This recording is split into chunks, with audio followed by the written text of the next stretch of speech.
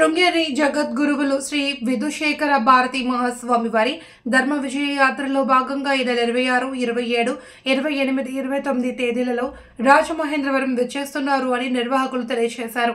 గోదావరి ఘటన ఉన్న శ్రీ శృంగేరి శంకరమఠం శ్రీ త్యాగరామ నారాయణ దాస సేవా సమితి ప్రాంగణాల్లో జరిగే పలు కార్యక్రమాల్లో ఆయన పాల్గొంటారు అని అన్నారు. గురువులు పూజలు చేశారంటే ఆ ప్రాంతం అంతా సుభిక్షంగా ఉంటుంది అని చెప్పి మనంతా నమ్మకం. అలాగే జరుగుతున్నాయి. ఈ రాజమండ్రి అంటే ప్రతి స్వామీజీ కూడా ఈ పెద్ద పెద్ద పీఠాలంతా కూడా రాజమండ్రిలో వచ్చి చేస్తే బాగుంటుంది అని చెప్పి వాళ్ళు కూడా ఈ గోదావరి తీరాన్ని తెలుసుకుంటే బాగుంటుంది అని చెప్పి వాళ్ళందరూ అనుగ్రహించారు.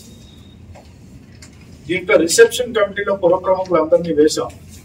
దీంట్లో అందరినీ అకామిడేట్ చేయలేకపోవచ్చు, వాళ్ళు ఉన్నారా వీళ్ళు ఉన్నారా అని తర్జన భర్జన పడకుండా ఈ కార్యక్రమానికి మాకు తోచిన పేర్లు ఇంపార్టెంట్ గా రాజమండ్రిలో మన నగరంలో ఎవరిని గౌరవించుకుంటూ రాసింది. చాలా బాగుంది, మంచి పాట.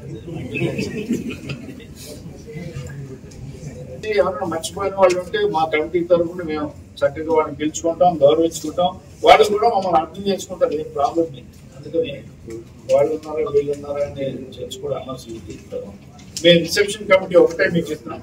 మాకు కావాల్సిన అడ్మినిస్ట్రేటివ్ కమిటీస్ అన్ని కూడా food arrangements committee, finance committee అని, అలాగే వెన్యూ అరేంజ్మెంట్స్ కమిటీ అని ఏర్పరచుకున్నాం. మా ఇంటర్నల్ సెక్రటరీ రిసెప్షన్ కమిటీ దాకా మీకు అందరికీ కూడా ఈ కాపీ ఇవ్వడం జరిగింది.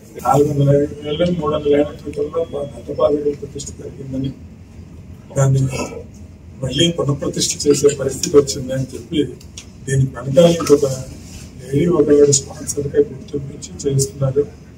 ఇది కూడా చాలా ఇంపార్టెంట్. ఇది చాలా మందికి ప్రజలకి రాజమండ్రిలో చక్కెరపేట వెనకాల మార్కండేశం పక్కన మతపాదులు ఉన్నాయి అన్న విషయం చాలా మందికి తెలియదు.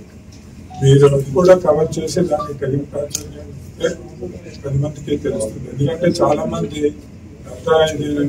పిఠాపురం ఉన్నాయనుకుంటారు, కానీ రాజమండ్రికి అంత ఇంపార్టెన్స్ ఉన్నది తెలియచేయవలసిన అవసరం ఉంది. కాబట్టి 27వ తారీఖు ఉదయం కూడా కొంచెం కవర్ చేయండి.